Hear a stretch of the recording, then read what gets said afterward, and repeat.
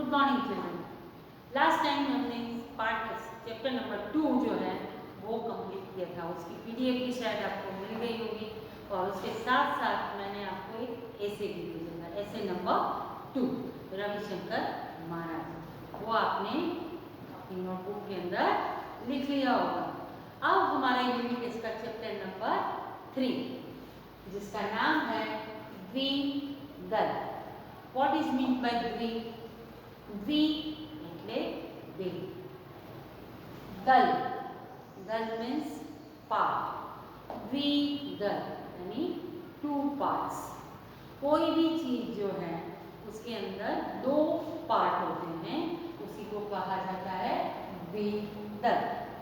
यानी जो पार्ट्स हैं, चाहे वो सीरियल्स में आप ले लो, यानी कि अनाज जो है हमारा मूंग, चना, मटर, ये सब, उसको भी क्या कहा जाता है? द्विदल अनाज। यानी मूंग को खोलो तो 2 पार्ट, मटर को खोलो 2 पार्ट, चने खोलो 2 पार्ट, तो इस तरह से द्विदल। तो द्विदल जो है यानी 2 पार्ट्स। अभी यहाँ 2 पार्ट्स का मतलब क्या है?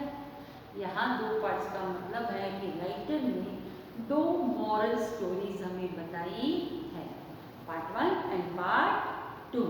तो ये 2 स्टोरीज हैं जिसमें से हमें बहुत अच्छा मॉरल बोध सीख मिलती है।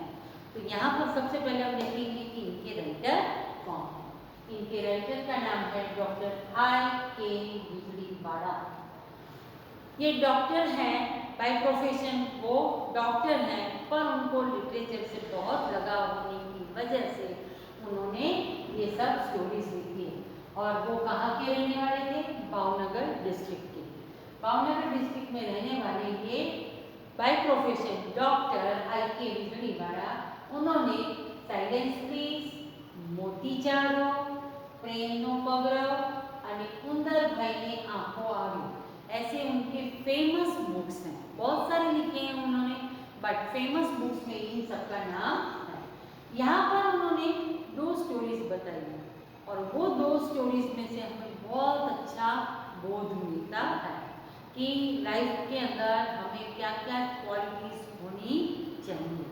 तो आज हम पहली स्टोरी करेंगे जिसका नाम है मूर्ति। फर्स्ट स्टोरी इज मूर्ति। अब ये मूर्ति यानी स्टैच्यू।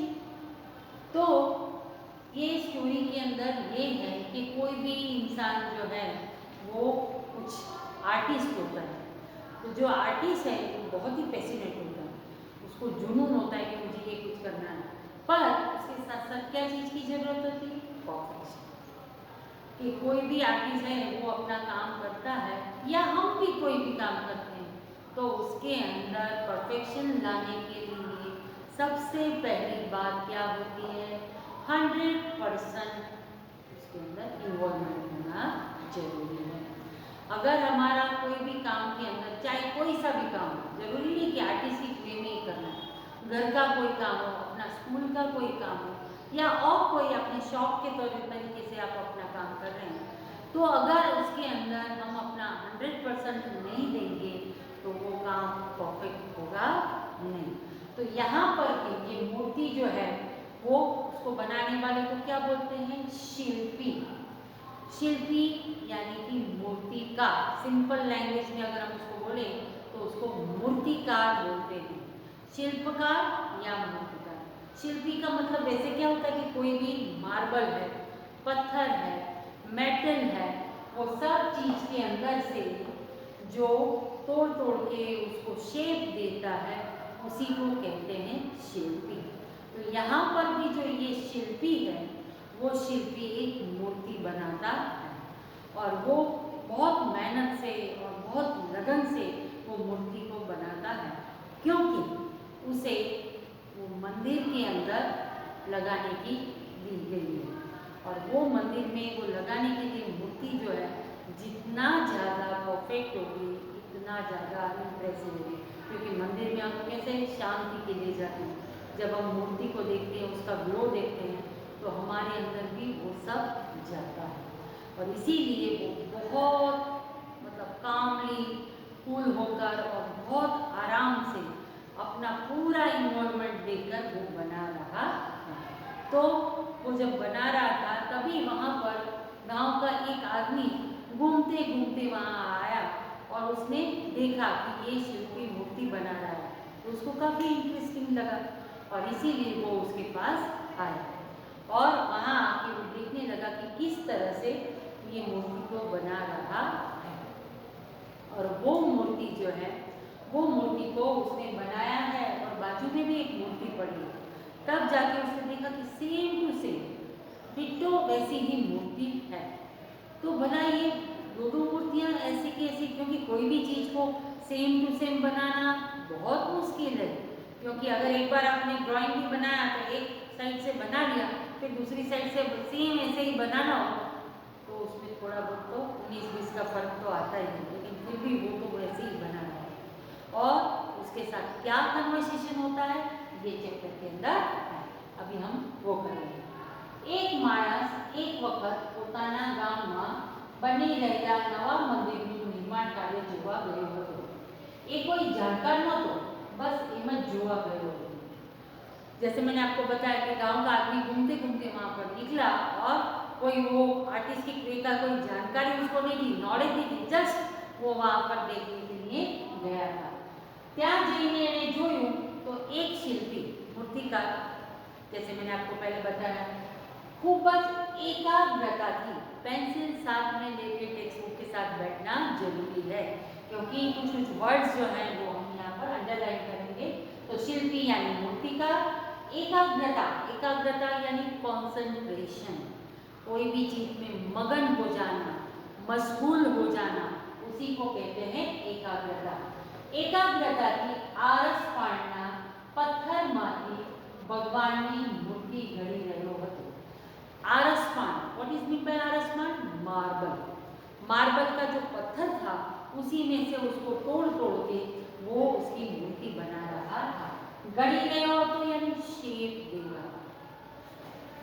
पहला माणसे एना कामમાં रस पड़ी गयो। अब जैसे वो उसने देखा तो उसको बड़ा इंटरेस्टिंग लगा कि वाह, किस तरह से वो पूरे बॉडी को और ये मूर्ति की जो चेहरा है वो सबको शेप दे रहा है। એટલે એને રસ પડી ગયો यानी इंटरेस्ट आ गया। એ શિલ્પીની બાજુમાં બેસી ગયો और वो शिल्पी के बाजू में बैठ गया। अचानक એનું ध्यान बाजूમાં पड़ेली एवी अन्य एक मूर्ति पर पड़ा और अचानक से फिर उसका ध्यान पड़ा कि अरे यहाँ पर तो एक दूसरी मूर्ति भी पड़ी है, सेम टू सेम ऐसी ही मूर्ति पड़ी।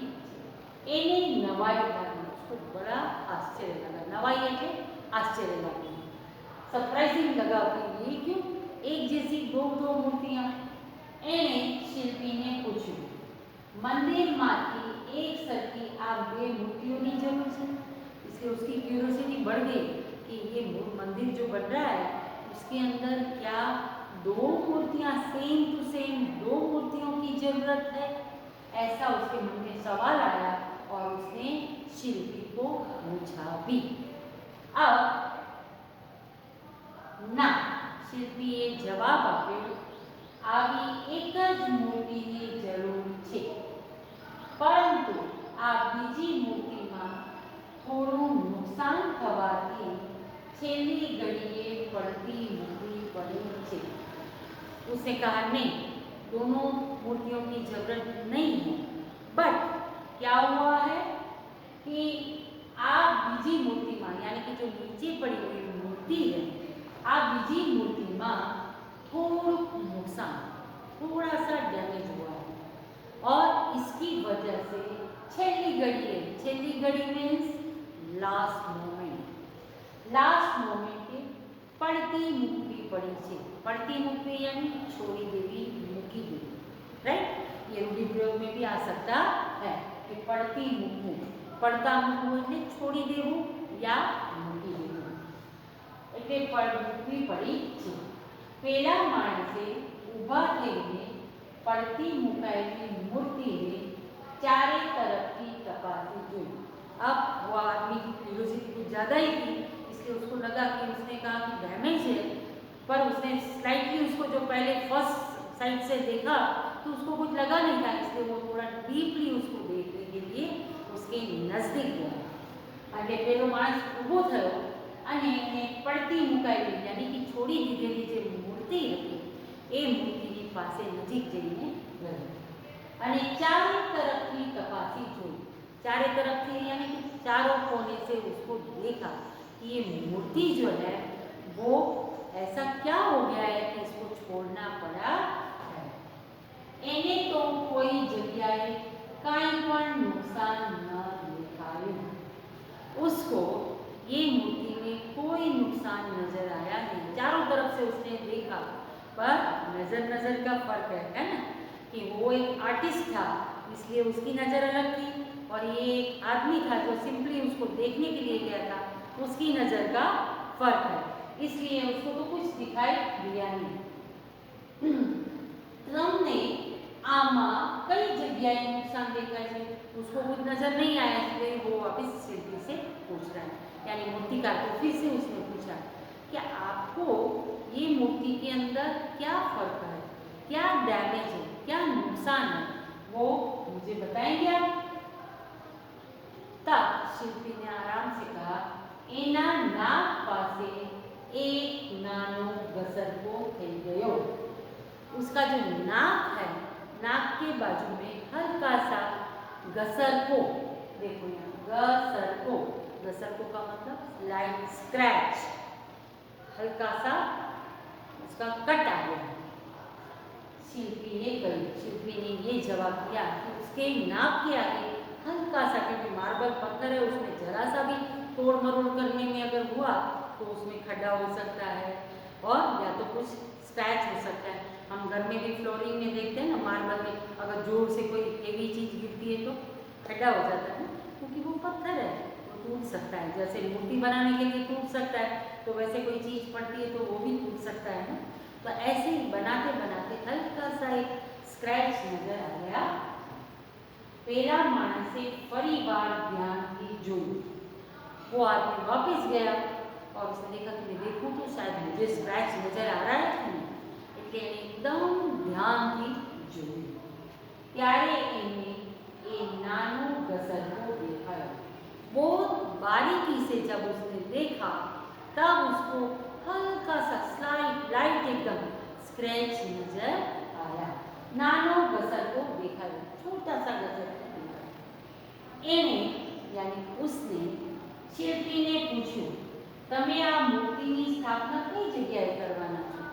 तो बड़ा वो जिज्ञासा थी कि मुझे ये समझ में नहीं आ रहा है कि इतनी छोटी बात के लिए उसने क्यों ऐसा किया है और इसीलिए उसने कहा कि ठीक है चलो स्क्रैच है नजर आया पर लेकिन आप ये मूर्ति को कहाँ पर रखने वाले हो।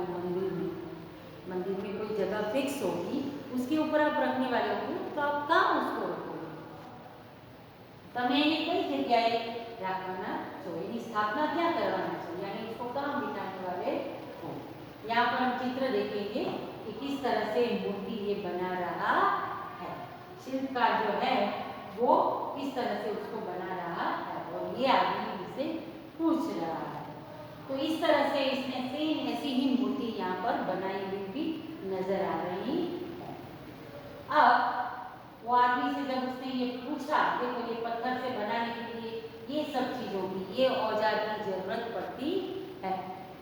अब उसने जब ये कहा तब पहला शिल्पी शू करू पहला 20 फुट ऊंचा स्तंभ ऊपर सामने जो दिख रहा है स्तंभ का मतलब क्या होता है पिलर। बहुत बड़ा पिलर है वो कितना ऊंचा है 20 फीट यानी बहुत ज़्यादा ऊंचा।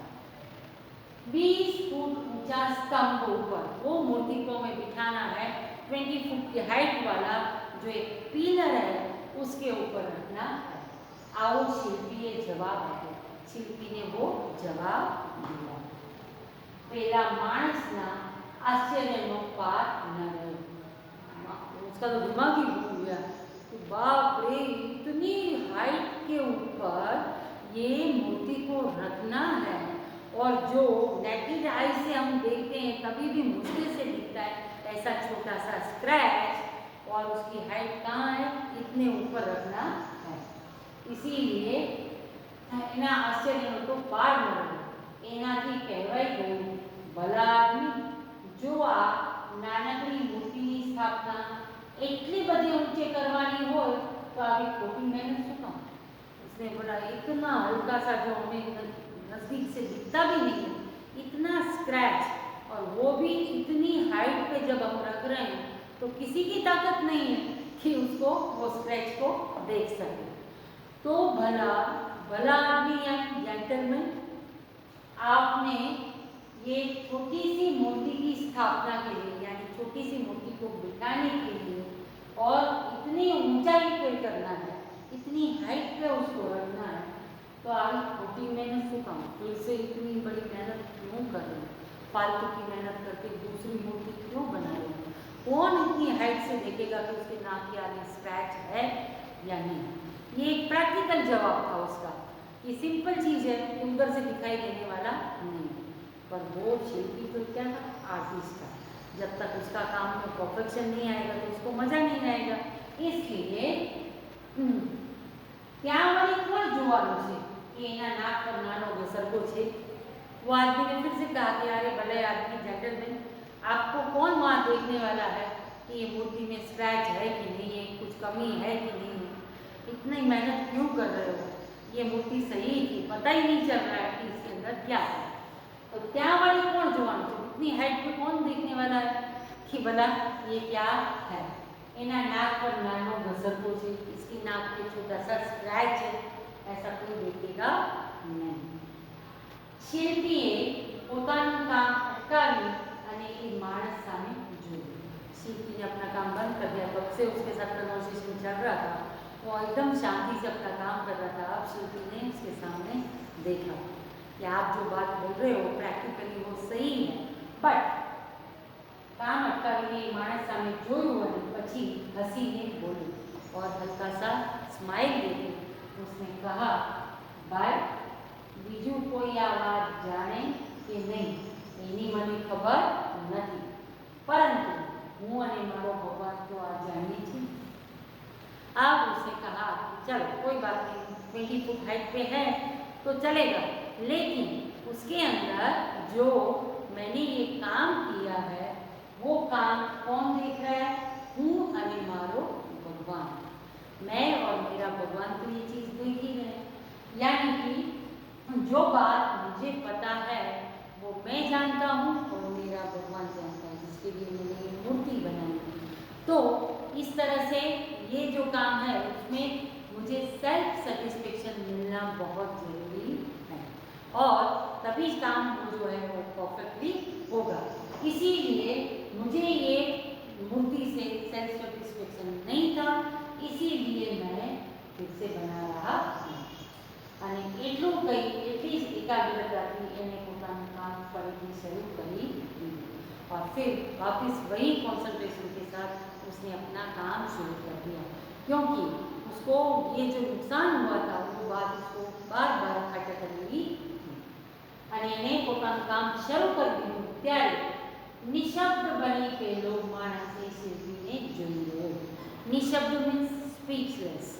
वो आदमी जो है उसको लगा कि वाह ये कितना सोचता है, कि इतनी छोटी सी बात को भी उसने कितना बड़ा रूप दे दिया और कितनी मेहनत उसने की. उसकी ये जो परफेक्शन वाली बात है उसके लिए वो स्पीचलेस हो गया, निशब्द થઈ ગયો. અને પેલો માણસ એ શિલ્પીને જોઈ રહ્યો, और इस तरह से वो शिल्पी के सामने देख रहा था कि ये मूर्ति से भी ज़्यादा मुझे ये शिल्पी को देखना अच्छा लग रहा है कि वो कितनी बारीकी से हर काम को करता है विथ इस 100% इन्वॉल्वमेंट. और उसके अलावा ये जो काम उसने किया है उसके लिए वो कितना ज़्यादा पैशनेट है.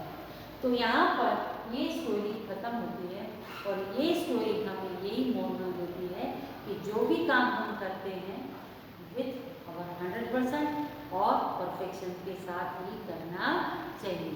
अगर हम ये काम सही ढंग से नहीं करते हैं तो हमारा काम जो है वो अच्छी तरह से हो पाता नहीं है. तो इसी तरह से हमें भी जीवन में वो शिल्पी की तरह छोटी छोटी बातों का ध्यान रख के उसको लाइफ में लाना चाहिए, तभी हमारी लाइफ जो है वेल ऑर्गेनाइज और परफेक्ट बनेगी। तो यहाँ पर ये स्टोरी खत्म होती है। नेक्स्ट वीडियो में हम पार्ट नंबर 2 देखेंगे। तब तक के लिए बैठो।